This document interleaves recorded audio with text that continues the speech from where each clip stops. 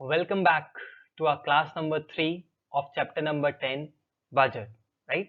Last class में हमने देखा था कि बजट का प्रोसेस क्या था, इम्प्लीमेंटेशन का, कैसे बजट इंप्लीमेंट होता है। मैंने आपको बहुत शॉर्ट में बताया था क्योंकि वैसे अंदर बहुत सारी टेक्निकलिटीज हैं, बहुत सारी ऐसी टर्म और आती हैं। अगर मैं आपको डिटेल में बताने लगता तो शायद 2 से 3 लेक्चर उसी में चले जाते।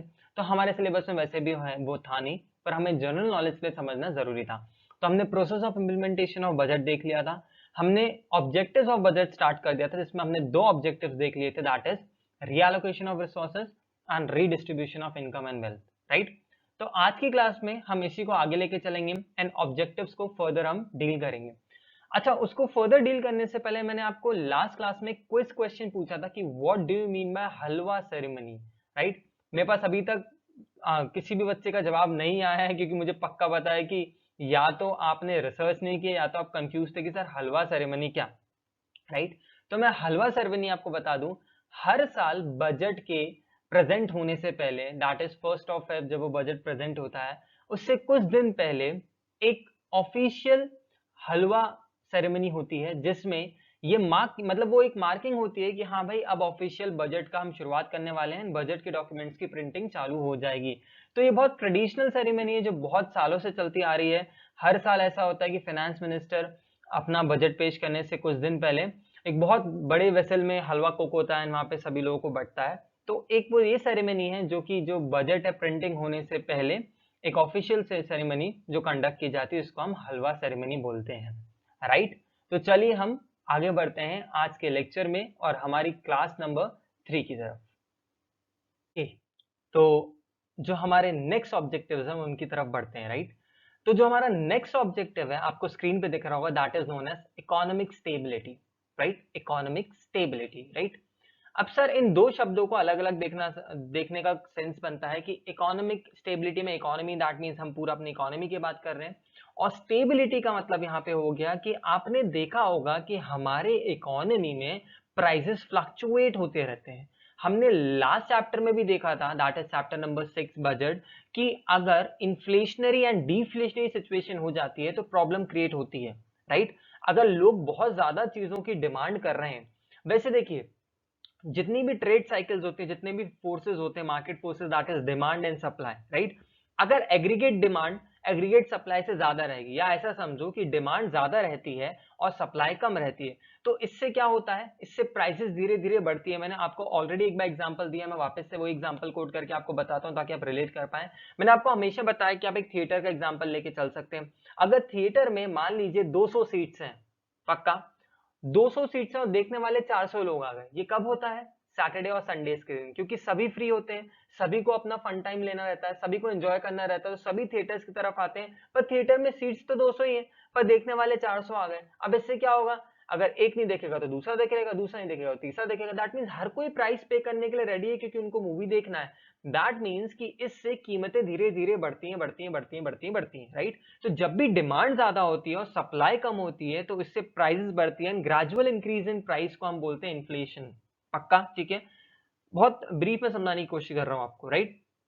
इसके बाद हम अगर ये देखें कि कॉन्ट्ररी, अगर हम मंडे ट्यूसडे की बात करें, तो मंडे ट्यूसडे सभी को अपने कामों में जाना रहता है, कोई भी इतना फ्री नहीं रहता। जनरली किसी को भी ऐसा नहीं रहता कि छुट्टियां रहती हैं। तो मंडे ट्यूसडे वेंसडे आपको दिखेगा कि जो प्राइजेस होती हैं, कहाँ की, थिएटर्स की, वो बहुत लो रहती हैं। रीजन भी कि वही 200 सीट्स हैं, पक्का, पर देखने वाले 200 क्या 100 भी नहीं खड़े हैं, पक्का। तो वहां पे क्या होता है कि जो प्राइजेस उनने पहले फिक्स की रहती है उसको कम करने की कोशिश करते हैं, क्योंकि भाई देखो वैसे ही लोग कम आए हैं, और अगर ये 100 लोग हैं और चले जाएंगे तो इससे घाटा हो जाएगा, तो कीमतें और गिरा देते हैं ताकि ये 100 लोग तो जाए ना, और गिरी हुई कीमत के कारण बाकी लोग भी आ जाए ताकि उनका लॉस ना हो। तो दैट मीन्स कि जो मार्केट फोर्सेस होते हैं या जो ट्रेड साइकिल्स होती हैं, सॉरी जो मार्केट फोर्सेस होती हैं, डिमांड एंड सप्लाई, इससे इन्फ्लेशन क्रिएट होता है या डिफ्लेशन क्रिएट होता है, इसको कंट्रोल करना बहुत जरूरी है। क्योंकि बीच में अगर आपने देखा था कुछ समय पहले दाल की प्राइसेस कितनी बढ़ गई थी, राइट। अभी बीच में आपने केस देखा होगा, कभी प्याजों की कीमतें इतनी बढ़ जाती है कि लेना मुश्किल, कभी इतनी गिर जाती है कि फेंका रही है रोडों में। तो ये दोनों चीजें खराब है, इन्फ्लेशनरी की सिचुएशन है, डिफ्लेशन सिचुएशन, दोनों ही खराब है, पक्का। तो गवर्नमेंट का जो बजट होता है वो एक बहुत ही इंपॉर्टेंट टूल है जो इस इन्फ्लेशन को या इस डिफ्लेशन को कंट्रोल करता है, ठीक है, इसको स्टेबल करने की कोशिश करता है, ना ज्यादा कीमतें बढ़े ना ज्यादा कीमतें घटे, क्योंकि कीमतें बढ़े तो कंज्यूमर को नुकसान, कीमतें घटे तो प्रोड्यूसर को नुकसान, ठीक है, नुकसान सभी को होता है, सभी एक दूसरे से रिलेटेड है, इंटर रिलेटेड है, पक्का। पहले हम रीड करेंगे क्या लिखा हुआ। Economic stability means absence of price fluctuation on large scale, मतलब लार्ज स्केल में प्राइस का fluctuation, right. Government controls fluctuation through taxes and expenditure. Government budget is an important instrument to combat the situation of inflation and deflation.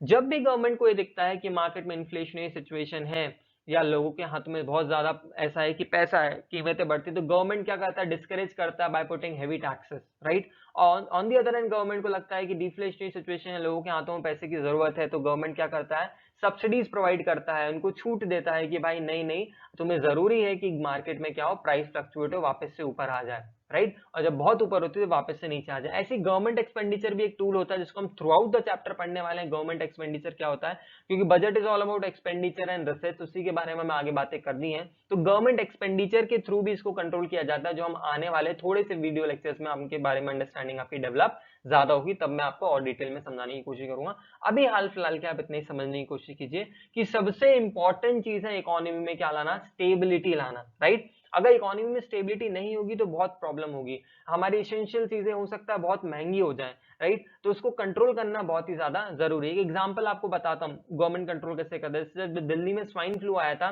तो swine flu का जो vaccination था, वो vaccination कुछ नहीं तो शायद 3-4 हजार के आसपास जा रहा था। अब ऐसे जो जनरल इंसान, जो नॉर्मल आम आदमी है, जो बेचारा गरीब इंसान है, वो वैक्सीनेशन को कैसे अफोर्ड कर सकता था, नहीं कर सकता। तो गवर्नमेंट क्या करता, फिर गवर्नमेंट ने उसको प्राइसेस को कट डाउन किया, कट डाउन करके फिर इसको 1500 में लेके आए, ताकि गवर्नमेंट, ताकि लोग क्या उसको अच्छे से यूज कर सके। तो that means government time to time अपना गवर्नमेंट इंटरवेंशन के थ्रू इन चीजों को ठीक करने की कोशिश करता है। हम आगे और बेहतर तरीके से भी समझने की कोशिश करेंगे, राइट। तो इकोनॉमिक स्टेबिलिटी का सिंपल सा मतलब है कि फ्लक्चुएशंस को क्या करना, कंट्रोल करना, ना बहुत ज्यादा प्राइसेस बढ़े ना बहुत प्राइसेस कम से गिर जाए एकदम, पक्का। तो चलिए हम पढ़ते हैं नेक्स्ट टॉपिक की, नेक्स्ट ऑब्जेक्टिव की तरफ। चलिए आगे बढ़ते हैं। जो हमारा नेक्स्ट ऑब्जेक्टिव है that is managing public enterprises. Sir इसका मतलब क्या, जो पब्लिक अंडरटेकिंग है दैट मीन्स जो गवर्नमेंट की एंटरप्राइजेस है, उनको मैनेज करना, उनको चलाना, उनकी देख रेख करना, उनको time to time finance provide करना। सर ये क्या मतलब हो गया, ध्यान से देखेंगे और पढ़ेंगे। Government manage large number of public sector industries like railways, post office, electricity, Indian coal, HAL, Hindustan Aeronautics Limited.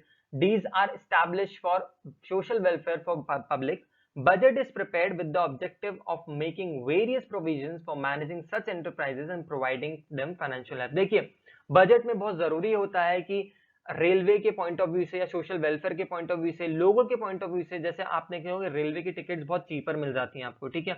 ये सारी चीजें जो गवर्नमेंट प्रोवाइड करता है, वो कुछ ऐसे गुड्स एंड सर्विस, जो government goods and service provide करता है, वो जनरली जो अदर कॉम्पिटेटिव फर्म्स रहते हैं, जो मार्केट में अदर इंडस्ट्रीज रहती है, उससे आपको चीप रेट्स में ही मिलती है।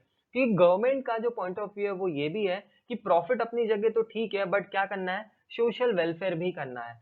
तो क्या होता है, गवर्नमेंट जितनी भी अपनी पब्लिक एंटरप्राइजेस है उसके थ्रू ये करने की बहुत कोशिश करती है, और उनको मैनेज करने का काम, उनको देखना, ठीक है, टाइम टू टाइम फाइनेंस, उनकी मेंटेनेंस, क्या जरूरतें हैं, क्या नई नई पॉलिसीज लाने की जरूरत है, ठीक है, कब वहां पे इन्वेस्टमेंट्स की जरूरत है, ठीक है, लोगों की डिमांड क्या, उस हिसाब से इनको कैसे मॉडिफाई करना है। तो ये सारा काम किसका होता है, गवर्नमेंट बजट के थ्रू गवर्नमेंट करने की कोशिश करती है, ताकि सोशल वेलफेयर हमारे यहाँ होता रहे, ठीक है। तो जितने भी आप देखो ऐसी बहुत सारी हैं, जैसे आप रेलवेज की बात कर लो, ठीक है, post office, electricity, Indian coal, ठीक है, हिंदुस्तान एरोनॉटिक्स लिमिटेड, ये सारी चीजें गवर्नमेंट की पब्लिक, ऐसी बहुत सारी एंटरप्राइजेस हैं जिसको आप बोल सकते हैं कि पब्लिक एंटरप्राइजेस है। तो इनको मैनेज करना और इनके थ्रू लोगों तक सोशल वेलफेयर पहुंचाना भी गवर्नमेंट ऑब्जेक्टिव का एक गवर्नमेंट बजट का एक ऑब्जेक्टिव होता है, पक्का। तो ये सिंपल और इजी है, ठीक है। तो आप इसके तो समझ सकते हैं कि जैसे रेलवेज हैं, पोस्ट ऑफिस हैं, ये सारे और भी जैसे पब्लिक अंडरटेकिंग्स होती हैं, उनको क्या करता है, गवर्नमेंट बजट देखता है कि किस तरीके से इनके थ्रू हम क्या करें, वेलफेयर पहुंचाने की कोशिश करें, राइट। बच्चे ऑब्जेक्टिव अपने आप में इजी है समझने के पॉइंट ऑफ व्यू से। देखिए हर कोई ऑब्जेक्टिव पूरे नहीं पूछे जाएंगे, इनमें से 2-3 जो इंपॉर्टेंट है वो मैं आपको बताते चलूंगा। और जैसे कि अभी इससे पहले इकोनॉमिक स्टेबिलिटी जो आपने देखा था वो इंपॉर्टेंट था, और स्टार्टिंग के 2 भी इंपॉर्टेंट है, that is reallocation of resources, redistribution income wealth. और सारे ऐसे नहीं है जो बहुत इंपॉर्टेंट है, बट हाँ सबको समझना जरूरी, राइट। और इनमें बहुत ज्यादा ऐसे मेरे को देखिए जो चीजें स्ट्रेट है उनको मैं स्ट्रेट बता सकता हूँ, जिनमें कंसेप्ट होगा वो मैं डिलीवर करूंगा, उनको बताने की कोशिश करूंगा, उसको बहुत ज्यादा इन डेप्थ जाके बोलूंगा। But these are straight things, straight theory है जो मैं आपको बता रहा हूँ, तो इसीलिए इसमें जो रिक्वायर्ड है मैं आपको उतना ही बताते चल रहा हूँ। आपको परेशान होने की जरूरत नहीं कि सर इतना सारा पूरा याद करना, नहीं, कुछ कीवर्ड्स, कुछ की चीजें याद करना जरूरी है। अगर आप एक बार चीजों को समझ लेते हैं तो यार बचपन से इंग्लिश मीडियम स्कूल में आप पढ़ रहे हैं, इसको फ्रेम करना तो आपको जरूर आ जाएगा, राइट। और आपको क्लास में पता है कि अपनी यूएसपी अपन छोड़ते नहीं है, अपन समझते हैं उसके बाद क्लास से याद करके ही घर जाते हैं, राइट। तो जैसी क्लास रीओपन होंगी वहां पे अपन चीजों को वापस से और अच्छे से रिकॉल और रिटेन कर लेंगे। अभी आप नोट्स के थ्रू उनको याद करने की कोशिश कर सकते हैं, राइट। तो हम आगे बढ़ते हैं हमारे नेक्स्ट ऑब्जेक्टिव की तरफ। ओके, चलिए हम आगे बढ़ते हैं। नेक्स्ट जो हमारा ऑब्जेक्टिव है दैट इज इकोनॉमिक ग्रोथ।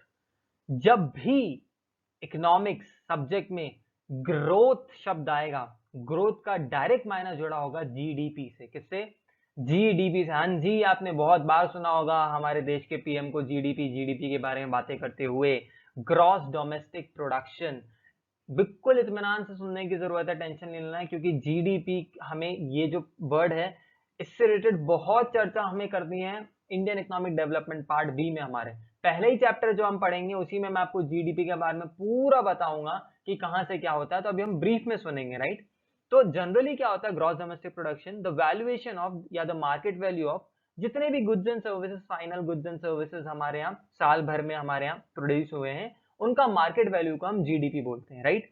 तो बेसिकली गुड्स एंड सर्विसेज का प्रोडक्शन को बढ़ाना is known as economic growth. Growth का मतलब क्या? Directly related to GDP. GDP means gross domestic production, मतलब टोटल प्रोडक्शन बढ़ाना एक तरीके से, ठीक है।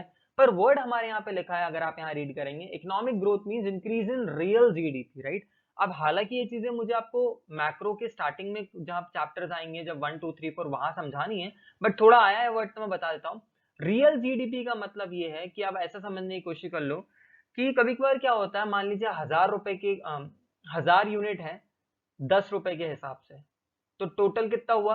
आपने बोला कि भाई हमारे यहाँ हो गया 1000 इंटू 10, 10,000 का प्रोडक्शन, ठीक है। अब मैं आपको बता रहा हूँ कि किसी एक साल में प्रोडक्शन था 10,000 का, इस हिसाब से कि 1000 यूनिट थे 10 रुपए के। अब अगर मैंने आपको अगले साल बोला कि भाई प्रोडक्शन 20,000 रुपए का हो गया, तो आप तो खुश हो जाओगे, आपको लगेगा गुड्स एंड सर्विसेज की क्वांटिटी बढ़ गई। पर ऐसा भी तो हो सकता है कि यही 1000 यूनिट थे, पर अब सिर्फ कीमत बढ़ गई हो 20 रुपए। तो अब 1000 इंटू 20 करोगे तो 20,000 हो जाएगा। कायदे से यूनिट्स का तो इंक्रीज हुआ ही नहीं। तो रियल जीडीपी का मतलब कि सिर्फ और सिर्फ हम गुड्स एंड सर्विसेज के प्रोडक्शन को बढ़ाएं, इन्फ्लेशन के इफेक्ट को हटा के। क्योंकि ये जो अगर आप देख रहे हो कि 10,000 से 20,000 हुआ है, तो हमारे केस में 20,000 इसलिए हुआ क्योंकि कीमतें बढ़ी थी, राइट। तो इसीलिए रियल जीडीपी का मतलब रियल में गुड्स एंड सर्विसेज का प्रोडक्शन बढ़ाना, ठीक है।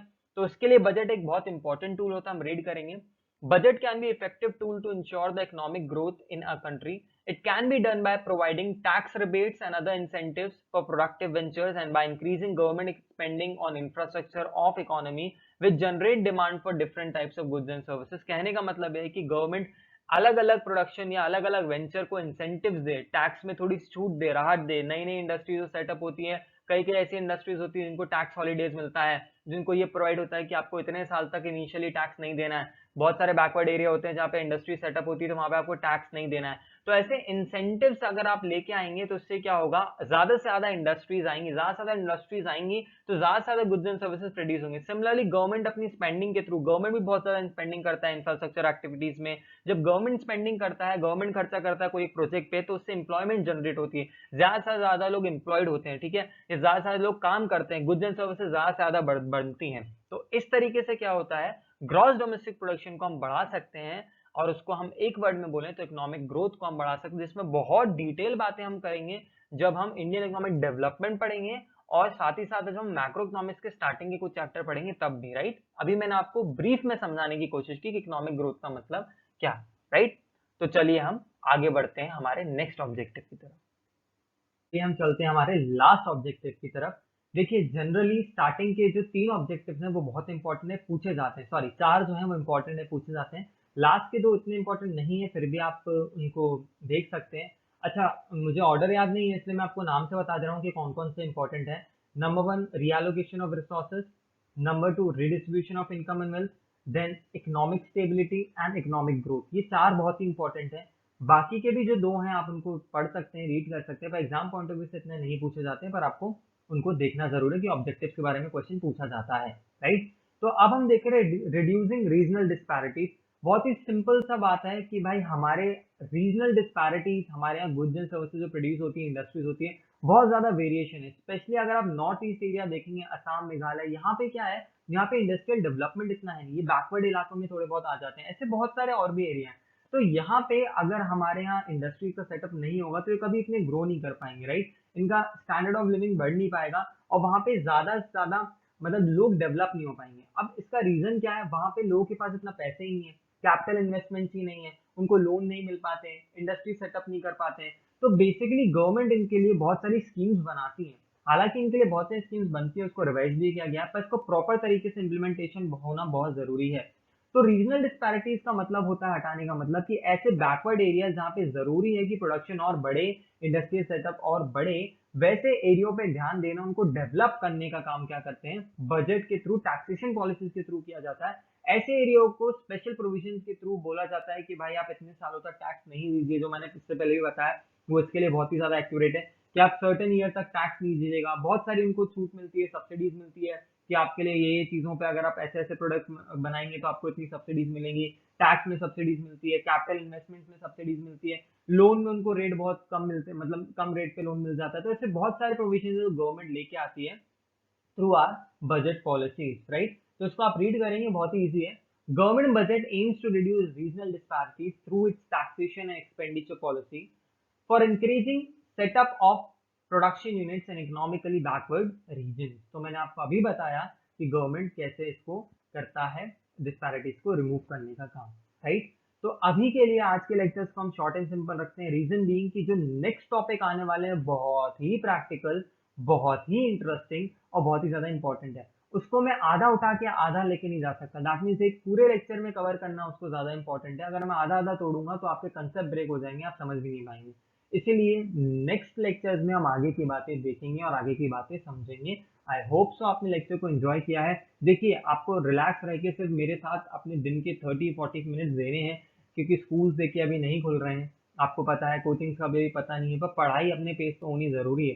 क्योंकि अगर सीबीएसई कोई भी अगर स्टेप लेता है तो उसमें ये तो जरूर होगा कि आपके एग्जाम्स एंड ऑल हो सकता है थोड़े बहुत डिले हो जाए कभी के लिए, या हो सकता है थोड़ा सा उसका शेड्यूल में चेंज आ जाए, पर एग्जाम होंगे, तो ये बात आपको क्लियर पता है। तो आपको पहले से ही पढ़ना जरूरी है, ऊपर से स्कूल का प्रेशर अलग रहेगा। स्कूल वाले जैसे स्कूल खुलेंगे, they are gonna rush like anything, वो आपको इतना ज्यादा पढ़ाएंगे, इतना ज्यादा एकदम जल्दबाजी करेंगे, आपको नहीं समझ में आएगा। इसलिए आप मेरे साथ पढ़ के, हमारे क्लासेस के साथ पढ़ के अपना टाइम यहाँ पे सेव कर सकते हैं, और साथ ही साथ आप पेस में चल सकते हैं कोप अप करके स्कूल के साथ, राइट। तो मेक श्योर आप पढ़िए रेगुलर, आपको कुछ नहीं करना, बस 30 मिनट तो देने हैं यार, आराम से दे सकते हो, अपनी नोट मेकिंग कर सकते हो, साथ ही साथ आप अपने आप को अपग्रेड कर सकते हो बाकी और सारी चीजों के साथ जो आप दिन भर में करते ही हो, राइट। बस 30 मिनट्स इसको दे दो, पढ़ाई को दे दो, राइट। तो अब हम लेक्चर को नेक्स्ट क्लास में कंटिन्यू करेंगे। क्विज क्वेश्चन आज का ये है कि अभी रिसेंटली प्राइम मिनिस्टर ने एक पैकेज, रिलीफ पैकेज अनाउंस किया है, और उसका एक बहुत अच्छा खासा अमाउंट अनाउंस किया है। तो your quiz question is what is the name of that package and what is the amount. पक्का? तो ये आपका आज का क्विज क्वेश्चन है, राइट। तो चलिए हम मिलते हैं अब नेक्स्ट लेक्चर में, नेक्स्ट क्लास में।